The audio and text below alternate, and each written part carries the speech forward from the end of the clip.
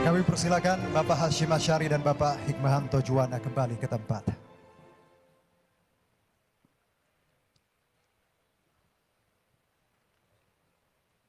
Baik, hadirin dan pemirsa, debat calon presiden pemilu 2024 akan segera dimulai dan dipandu oleh moderator.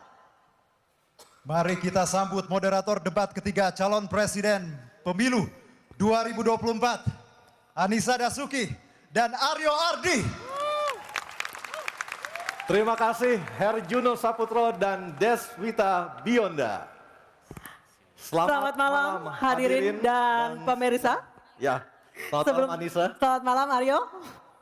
Baik, hadirin dan pemirsa, sebelum memulai debat ketiga calon presiden pemilu 2024, terdapat sejumlah tata tertib yang harus ditaati baik oleh hadirin yang ada di ruangan maupun yang berada di luar ruangan. Dan juga harus ditaati oleh seluruh pasangan calon presiden yang akan berdebat pada malam hari ini. Kita simak tata tertib yang berikut ini. Ketentuan debat tata tertib sebelum debat. Pakaian yang digunakan adalah bebas, sopan, dan rapi. Setiap tamu undangan harus menjaga ketertiban, keamanan, serta kebersihan, dan tidak membawa barang-barang yang dilarang, serta dapat membahayakan orang lain di lokasi debat. Yang dapat memasuki area debat hanya nama-nama yang sudah terdaftar dan memiliki undangan debat. Untuk pengantar atau pendamping tamu VIP, hanya diperbolehkan mengantar ke area debat. Tim kampanye pasangan calon menempatkan petugas yang dapat menjaga ketertiban dan keamanan selama debat berlangsung. Dalam debat, pendukung tidak diperkenankan membawa bahan kampanye dan alat peraga kampanye kecuali atribut yang melekat di badan. Selama acara debat berlangsung, tamu undangan wajib menjaga ketertiban dan tidak meneriakkan yel-yel atau slogan dan melakukan intimidasi dalam bentuk ucapan maupun tindakan kepada pendukung pasangan calon, moderator, dan panelis. Selama debat berlangsung, handphone atau alat komunikasi dalam kondisi hening dan dilarang mengaktifkan flashlight. Dan selanjutnya kami akan memperkenalkan para calon presiden pemilu 2024. Kami mulai dari calon presiden nomor urut 1, Bapak Anies Rashid Baswedan.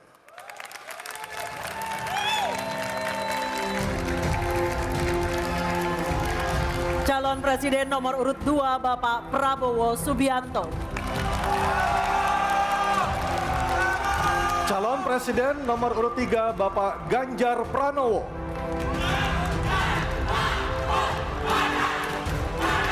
Dan langsung saja, harap tenang, mohon maaf, harap tenang. Dan langsung saja kita mulai debat calon presiden pemilu 2024. Dan pada sesi pertama kita akan mendengarkan visi misi dan program kerja masing-masing calon presiden 2024. Jika pada debat kedua dimulai dari pasangan calon nomor urut 2, maka di debat ketiga kali ini kesempatan pertama akan diberikan kepada calon presiden nomor urut 3. Dan para calon presiden bisa menggunakan ada 2 buah mikrofon yang tersedia baik di podium dan juga ada handy mic yang diletakkan di atas podium dan juga ghostek yang telah tertempel di podium. Untuk itu kami persilakan calon presiden nomor urut 3 Bapak Ganjar Pranowo menyampaikan visi misi dan program kerja. Kami persilakan Bapak untuk menuju ke podium. Dalam waktu 4 menit dimulai saat Bapak berbicara.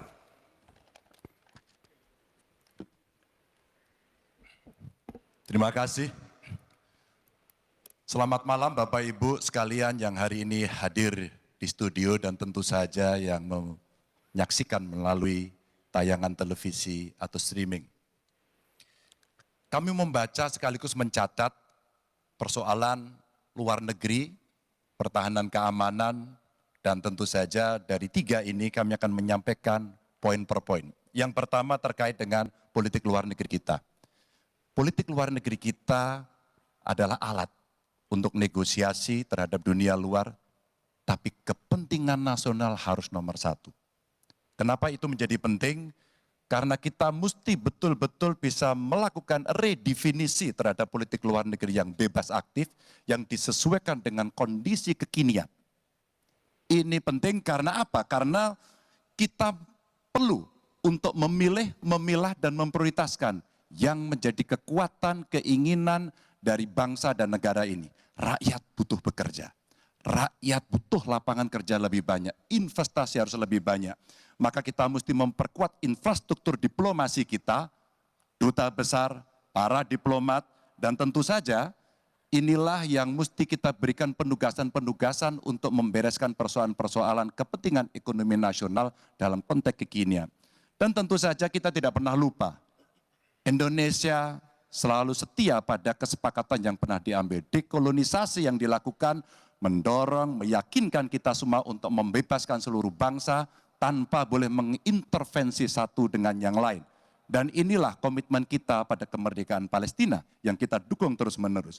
Maka kalaulah kemudian itu kita kerjakan, beberapa problem krisis iklim barangkali akan kita selesaikan dengan membawa pola-pola diplomasi sesuai dengan kekinian yang diperlukan.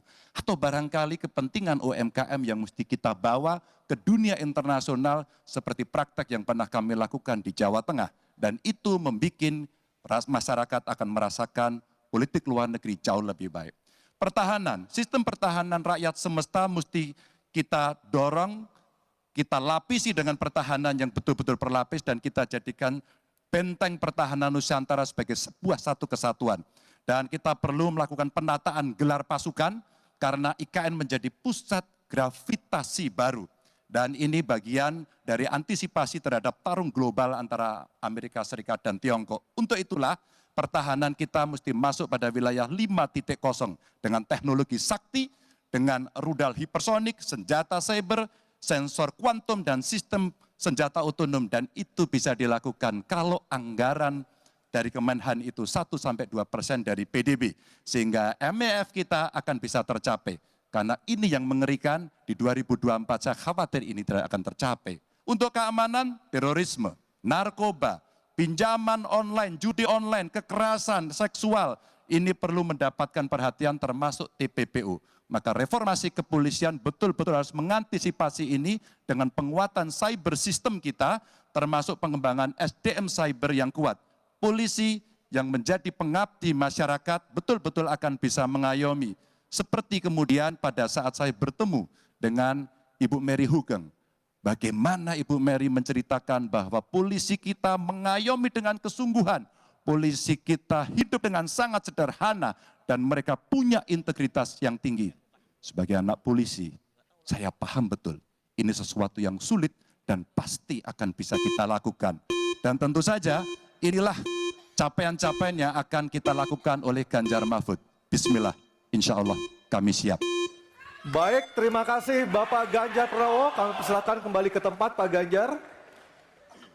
Kami persilakan kepada Bapak Anies Rashid Baswedan untuk menuju podium menyampaikan visi, misi, dan program kerja dengan waktu 4 menit.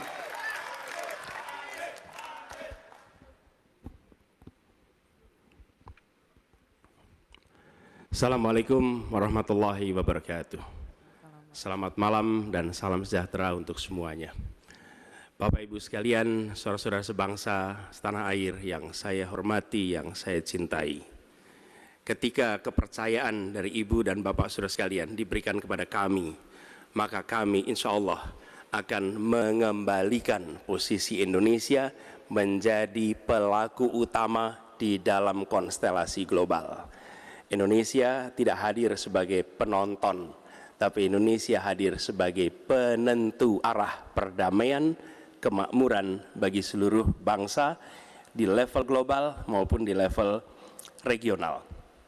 Kami merencanakan bagaimana kekuatan Indonesia, kekuatan kebudayaan, kekuatan kesenian, kekuatan ekonomi ikut mewarnai kancah dunia. Kita ingin film kita, seniman kita, kuliner kita, diplomati kita, para diaspora kita menjadi fenomena dunia, hadir mewarnai kancah internasional. Kita menginginkan dengan cara seperti itu, maka apa yang kita kerjakan di level dunia membuat Indonesia bisa menjadi tuan rumah di negeri sendiri, sekaligus tamu mempesona di negeri orang. Dan Presiden menjadi panglima diplomasi Indonesia, bukan hanya hadir dalam forum-forum, tapi hadir mewarnai, hadir serius memperjuangkan amanat, termasuk amanat terpenting, menghapuskan penjajahan di muka bumi. Bukan sekedar statement dalam upacara, tapi Presiden dan seluruh jajaran diplomasi bekerja keras untuk itu, khususnya untuk Palestina. Tapi dalam kenyataannya, kita bicara tentang pertahanan di sisi lain. Kita menghadapi tantangan yang tidak kecil. Dalam beberapa tahun terakhir ini, lebih dari 160.000 orang meninggal, bukan karena serangan militer, tapi karena serangan virus. HP kita, komputer kita, diserang oleh cyber attack. Lebih dari 800 juta cyber attack. Perdagangan manusia, perdagangan anak. Bagaimana perempuan, anak-anak menjadi korban, lebih dari 3.000 orang. Dan narkoba menyerbu Indonesia. 4,8 juta orang terpapar narkoba. Keluarga-keluarga kita menderita karena narkoba ini. Dan itu pedih sekali. Itu tingkat keluarga. Pencurian ikan, pencurian pasir, itu menandakan bahwa kita kebobolan. Dan lebih jauh lagi, ironisnya, Kementerian Pertahanan menjadi kementerian yang dibobol oleh hacker di 2023. Sebuah ironi. Karena itu kita ingin mengembalikan. Dan 700 triliun anggaran Kementerian Pertahanan tidak bisa mempertahankan itu. Justru digunakan untuk membeli alat-alat alutsista yang bekas. Di saat tentara kita lebih dari separuh tidak memiliki rumah dinas. Sementara menterinya punya, menurut Pak Jokowi, punya lebih dari 340 hektar tanah di Republik ini. Ini harus diubah. Tambah lagi, food estate singkong yang menguntungkan kroni, merusak lingkungan, dan tidak menghasilkan. Ini harus diubah.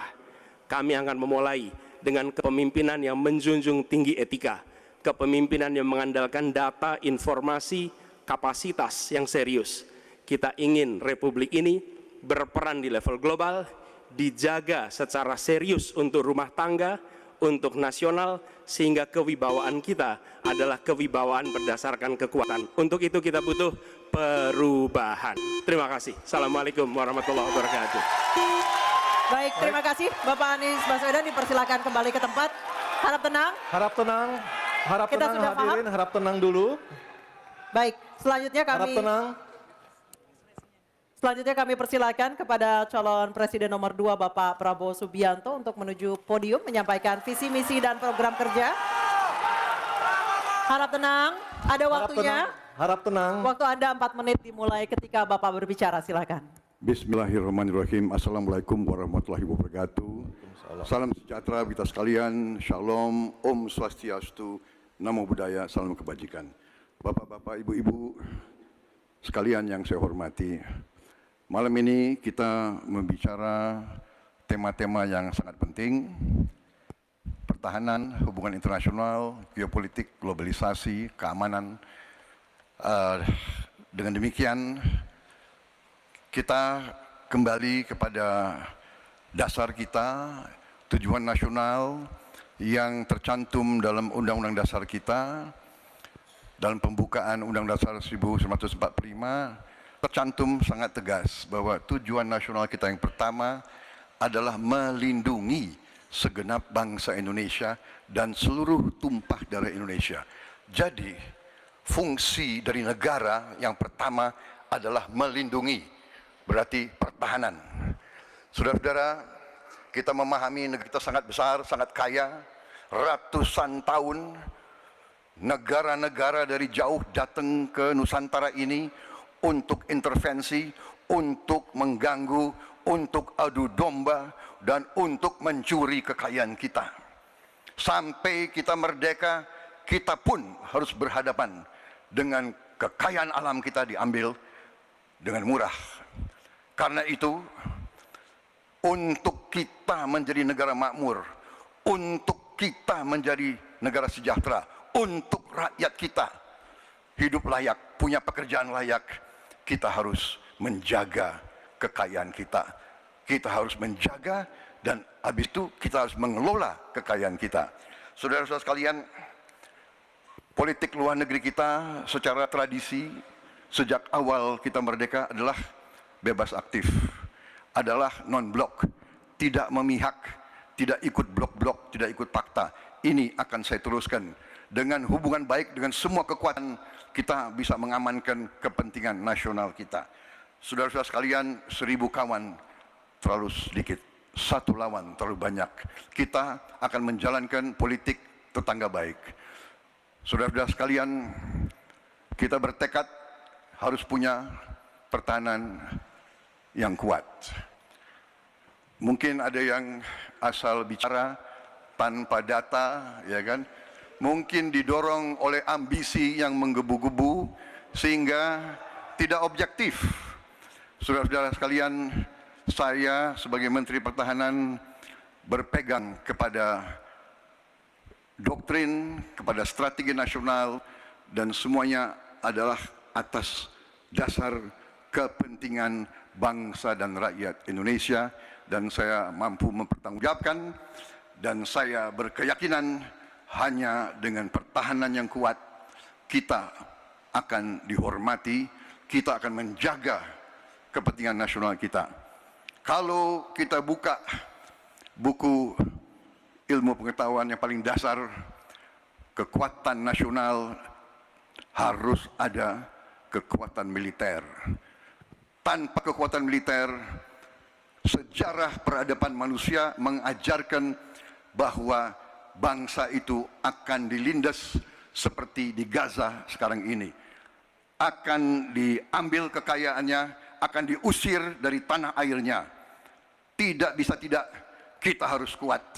Kita harus kuat. Terima kasih. Wassalamualaikum warahmatullahi wabarakatuh. Baik, waalaikumsalam warahmatullahi wabarakatuh. Kami silakan kembali Pak Prabowo, kita berikan apresiasi yang paling meriah untuk para calon presiden pemilu tahun 2024. Sekarang diperbolehkan, silakan. Kami perbolehkan, silakan berikan apresiasi yang paling meriah. Oke, Aryo, tadi kita sudah dengarkan seperti apa visi misi dan program kerja dari para calon presiden. Nah, setelah jeda, cukup. Mohon tenang, mohon tenang. Baik, kita akan jeda terlebih dahulu setelah tadi kita dengarkan visi misi dan program kerja para calon presiden yang telah disampaikan. Nanti di segmen berikutnya akan kita perdalam lagi. Kita akan kembali dalam acara debat ketiga calon presiden pemilu tahun 2024. Ya. Adu visi, misi, dan gagasan calon presiden di bidang pertahanan, keamanan, hubungan internasional, dan geopolitik. Debat ketiga Capres 2024, Minggu 7 Januari 2024, pukul 18 waktu Indonesia Barat.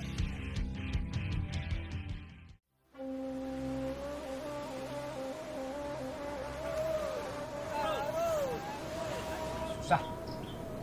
Nah, lagi tanggapan titik. Bercanda bagus. Abunya banyak pagi tadi. Sama Pak Mai. Susah kita. Siapa loh? Nah, kita nih kan mau pemilu nih Bapak. Ya, betul bulan 2. Gimana kalau kita pilih pemimpin yang pro kenelayan? Setuju Pak? Setuju ya. Assalamualaikum. Waalaikumsalam. Tadi kedengaran ngomong-ngomong tentang pemimpin. Kenapa susah? Kalau saya pilih aja yang ini. Saya? Yang ini. Oh, yang ini. Ya. Kalau saya enggak itu Pak Ajang. Apa itu janji-janji yang ada? Kita perlu milih pemimpin yang pro kenelayan ya Pak Mai ya. Pemimpin yang ini berubah semuanya, memperhatikan rakyat, memperhatikan nelayan, itu maunya. Alah, cuma janji-janji itu Pak Ajang. Enggak ada buktinya. Mana buktinya? Ayo kita buktikan saja nanti 14 Februari. Ayo, siapa takut? Ayo.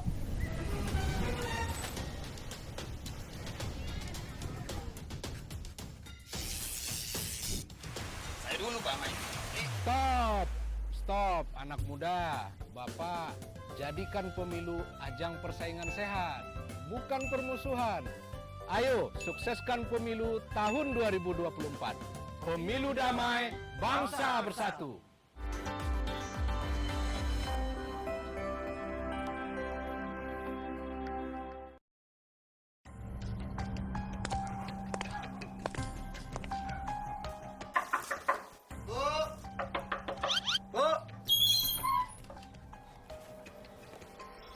Ingat, besok pemilu, pilih Bapak ini.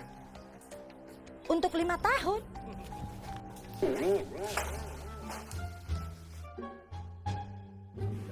Sampai jam berapa? Pak, Bapak, ingat, anti pemilu, pilih Bapak ini. Untuk 5 tahun. Suara saya lebih mahal daripada ini.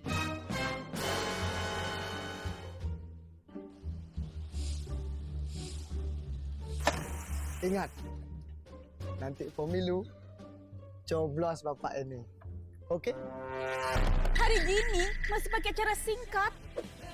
Generasi muda Indonesia, ayo jadi pemilih yang cerdas. Karena satu suaramu akan menentukan 5 tahun ke depan.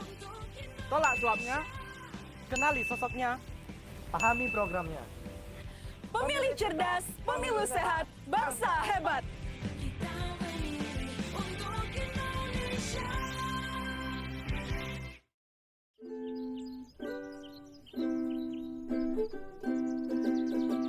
Hari kasih suara 14 Februari.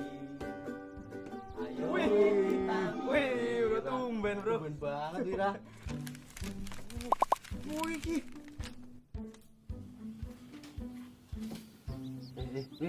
Habis ngapain nih? Lemes banget. Iya, lemes banget Wira ini. Marahin nggak semangat ya, Cak? Iya. Putus lagi cintaku. Kamu itu loh, putus bentar aja itu nggak ngaruh kali. Kan ada yang lebih penting tau di tanggal 14 Februari. Hari Valentine kan? Aku udah jomblo gini, Pok.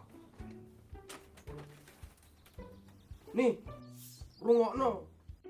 Hari kasih suara 14 Februari 2024. Tolak golput. Pemilu ora penting to wir. Emang ada pengaruhnya apa satu suaraku? Loh, piye bocah Aku iki? harus nyoblos. Ayo nggak jadi keren, mana ada orang keren kok golput. Kamu itu loh, dikasih ya untuk memilih kok nggak digunain toh? Gimana mau milih pasangan? Yura. Tol. Wir, jomblo boleh, golput jangan. Wir. Ngakunya anak gaul, anak keren. Kok golput? Beda pilihan itu nggak masalah, Wir. Golput jangan. Yo. 14 Februari.